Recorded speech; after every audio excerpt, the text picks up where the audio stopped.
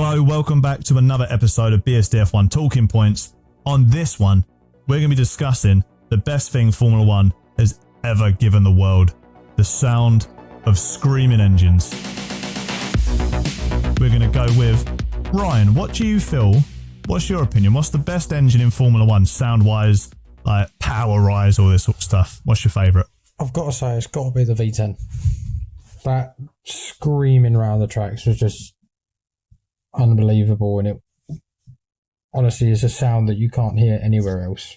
Like the BMW V10, mate. Yeah, you just can't make that sound up anywhere else other than in an F1 car. And wherever you do hear something that's like slightly the same to it, you just instantly think of that time in the F1 cars. It's iconic. Yeah, it was deafening. If you were sitting trackside near the start, put your defenders on, or say bye to your hearing. Yeah, it's like, I mean, I'm going to ask the next one to Leo because he's been by V8s in real life.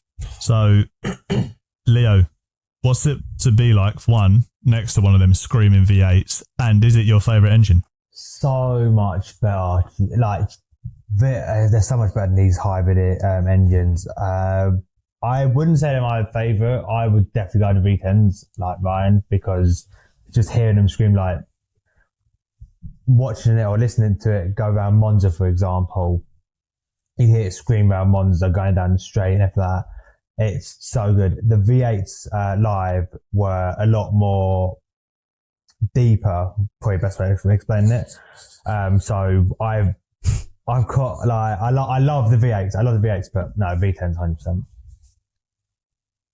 And then Josh, you mentioned in our last Talking Points episode that you liked the 90s style chassis. Yeah. So I'm going to say V12s, I'd imagine. No, I like the V10s, like the Schumacher, because that's like synonymous with Formula One. I remember like what you said in the past, like you walk downstairs as a kid, you can just hear the cars screaming on your dad's TV set. But like what I would say to the older style, which you don't get with the modern ones, even from like the early 2000s, late 90s, is the gearbox shift like they had with like Senna. Like I said in the last Talking Points episode, Senna had that manual gearbox and you could hear the revs counting up and down when he's shifting down, like especially at Monaco, like that lap he did, I can't remember the year, but beautiful, isn't it? Yeah, it's that sound when that gearbox is being ripped when he's coming down the gears after the tunnel is something else. But I don't think there's any better feeling than hearing a screaming V10. And I've heard one in my life, unfortunately. I should have heard many at Silverstone. Yeah. And Seb didn't put his foot down enough. And it sounds No, that was a V12. Oh, was it a V12? Oh, it sounds crazy. Then the V12 sounded good. So the V10 I heard then is the screaming one that I know that is, I think, the best in my opinion.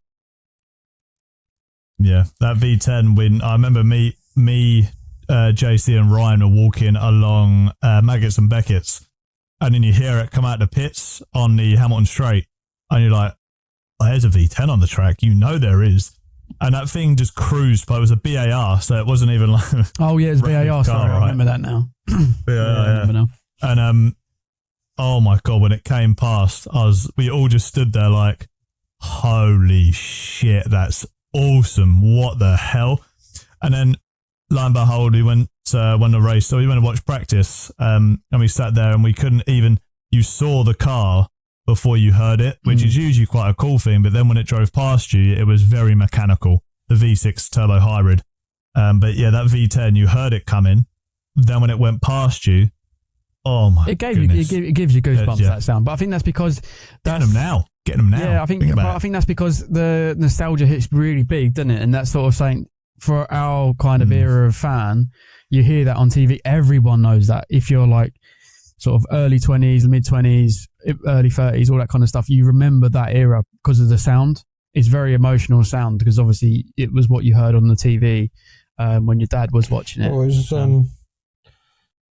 was also like when Lewis was doing that interview. It was Fernando Alonso's car. Yeah. When Fernando Alonso was driving around. 2020, end of 2020. It just completely stopped him in his tracks. Yeah, it actually did, didn't it? I just remember his eyes in that clip. Completely forgot the question, and he was just like, "It's just a beautiful sound." V10 as well. Yeah, and that's all you need for that is that clip, and it will show you how much that sounds so nice for everyone. Just get a V10 and all your problems in life are solved, basically. Josh, let me assume your one then. So it's the SF 2004 sound, because that's the go-to car that you always have. Is that correct? The SF 2004 or is it the turbo hybrid V6 that Nico Rosberg used? It's that one, the exact one. And let's go with 2014 one. That one sounded like a tractor. The tractor one. Love it. Oh, that's a horrible engine. It's actually the BMW that revved to 21,000, I believe. Am I right in that, Leo? Rev for 21k? Or is it lower than that? After Leo, come in. He's muted himself if he's forgotten. Oh, he's forgotten how to unmute himself, listeners. There we go. Here we go. He's back, everybody. Love it. Personally, I don't know. Oh, okay. After all that. Put yourself back on mute. That went well, ladies and gentlemen. But to be fair though, Leo did make it clear though. BMW used to rev that high. Leo did make it clear that anything after 2018, his brain's mashed. So DTS has not helped him there. Yeah. That's true. To be fair, I should watch more of it. Correct saying that. Yeah, watch more DTS. You'll get there, mate. I must have been muted earlier. I must have been muted earlier by what I said of the V10s. I was saying the downshifts of the V10s. Yes. There's no better sound. I'd say everybody, do yourself a favour and watch the pole lap from. I can't remember the driver. I think it's Juan Pablo Montoya in the BMW at Hockenheim in 2003. What? Oh, I don't know the driver. Goes into complete detail of the time and day, everything included. What he had for lunch and everything. What? Doesn't just sandbag about his racing. He also sandbags about his information. Love it. Okie dokie. Oh, yeah, Josh, are you the gatekeeper? Are you the gatekeeper now? I might be now. He's only the gatekeeper because of YouTube. Recent comment. Oh dear. That was good old BBC documentary. Just watching a disgusting amount. Yep. Oh, I watched a lot of them. Johnny Harris hit us up, But yeah, basically Josh, that one. Yeah, so I saw a tweet a little while ago, and I think this is something I wanted to talk about for a long time, and I've mentioned it, was Karun Chandok said on a tweet, and I'm sure, Josh, would you be able to throw it up on the screen afterwards? If I'm feeling good about it. This tweet is an absolute bang if you're feeling lucky. If you're like, oh, okay, Punk. I'll give you a little whirl up there. But yeah, so he basically said, as the World Endurance Championship is pioneering electrical systems and petroleum engines, I can't remember, ICEs with hybrid. Formula E is purely on, electric. And Formula One should lead the sustainable fuels route, which means you can have whatever engine you want. So if Formula One is all about developing sustainable fuels, WEC is about hybrid engines, and Formula E is about, electric, then surely for a spectator, a sustainable fuel run naturally aspirated V10 it's going to sell out every race, right? What do you think? Karun is onto something there. Let's take Ryan. Let's take Ryan. What do you reckon? No, I 100% agree, because I'm like the same thing. If you've already got a electric side of the support, then don't try and make the internal combustion side of the support into the electric side. It won't work. You'll make the cars really dull, really boring, and no one will want to watch it. A bit like Formula E. But I don't feel like they're ever going to actually like properly develop something again. A quick question with what you've just said for everybody. I just want a quick yes or no answer from everyone. Has anybody watched a Formula E race from start to finish? I have. Yeah. No. I've never watched one. Them and just turned them back off. To be fair, the racing comment. I was going to invite you guys to the London XL one this year, but I'm probably not sure I'm going to do that one because it looks terrible. Just side the note. XL one, mate, is one of the worst ones. There you go. It is one of the worst ones. That's what I saw on Twitter. There we go. So non-invited. So I was thinking about it, but then I'll put it in the mud. Oh, the thought was there. That's all that counts. Just thinking, just having a think. But I mean, the racing's amazing. Like, it's close. It's not. There's battles everywhere. It's electric bumper cars. The problem... Or is it... That's fun, right? Is it Scalextric's bumper cars, isn't it, though? I was going to say, bumper cars at Silverstone last year, that was amazing. That was good fun. But I think the biggest thing with Formula E, the racing is good. You can't get away from it sounds shit. Yeah. And it's got gimmicks. And they take away the gimmicks and have even just put a speaker on the back that makes it sound like even a free pop Fiesta. Josh, are we trying to fix Formula E, or are we trying to fix Formula 1 engines here? What are we doing? Yeah, I think Josh is going to leave that one there. That's dead. Fantastic. Going back on to what I was saying about... Can I answer something about the engines? Go on. Okay. Interject. So what I think the thing with the regulations is, and I think they've completely forgotten about this, because Formula 1 back in the day was the pioneer of everything motorsport. It was number one. It was done this in Formula 1 first. It was done that in Formula 1 first. Where have you heard that in the last 10 years? It doesn't exist in my mind. Like there is, but there's very minor. Yeah. And that's the problem. Taken out of my mouth, because I was going to mention about the flappy paddle gearboxes.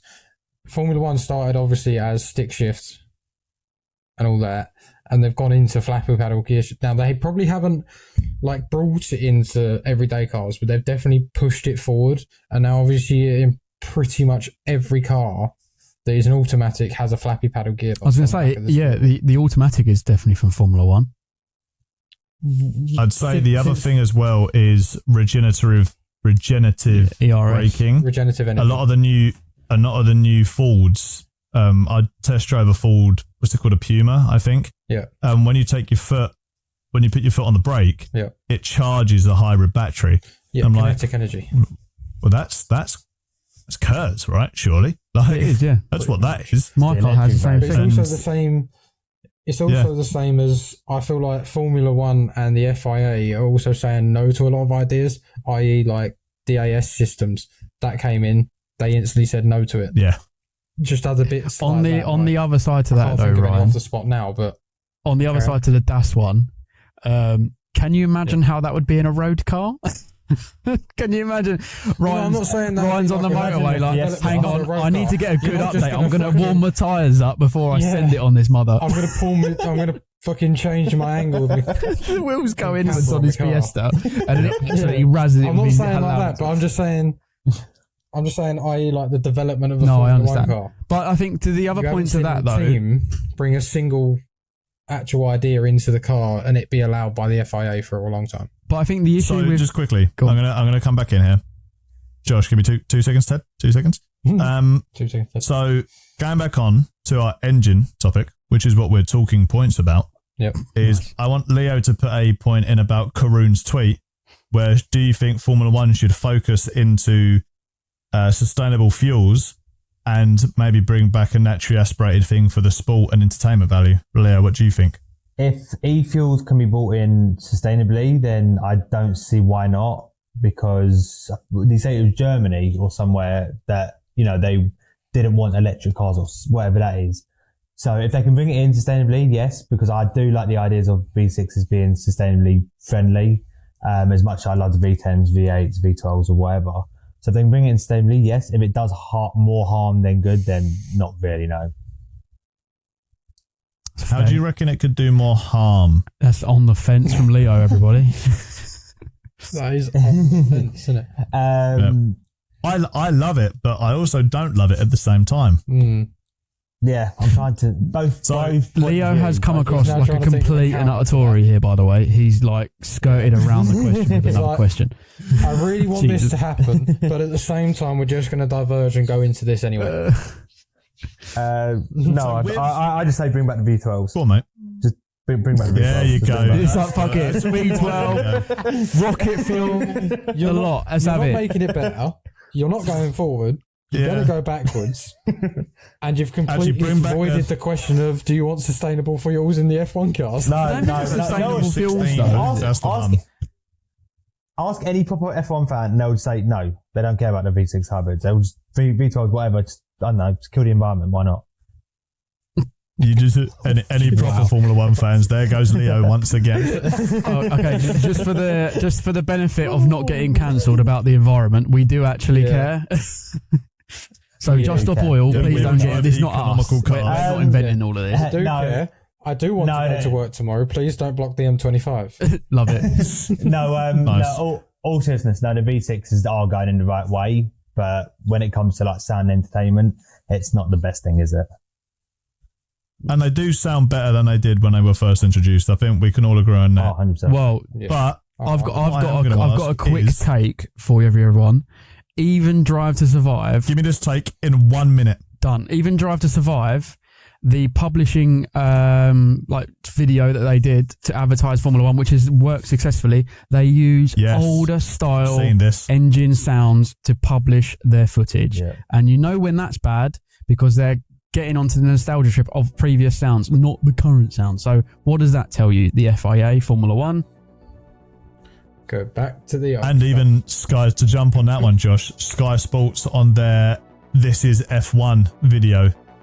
And it's like V10s and V8s and V12s, but it's the modern day car. You're like, not too sure it sounds like that when it drives past, because I've seen one of them drive past. Doesn't quite sound like that. I've got a really quick one about synthetic fuels. That is a very good point. If Formula One can actually make it 45 seconds for I this can make one. it 20 seconds. So the point is about synthetic fuels. If Formula One can actually get that sustainably correct, sustainable fuels might change the motor industry for everyone forever. Done. Yep. Yes. 100%. Yep. Fully agree. Because everybody has to fill their car up. Not everybody has the ability to buy a hybrid car, an electric car, or a Formula One car. Formula One will be pushing something into everyday cars. Yeah. Exactly. Like they always have done. Yep. And again, as you always say, we'd love to see what you think in the comments below. So let us know, what's your favourite engine? Do you agree with Karun? And do RV6s cool? I know that answer. But thank you again for watching, everybody. From all of us here, we'll see you in the next Talking Points. Take care.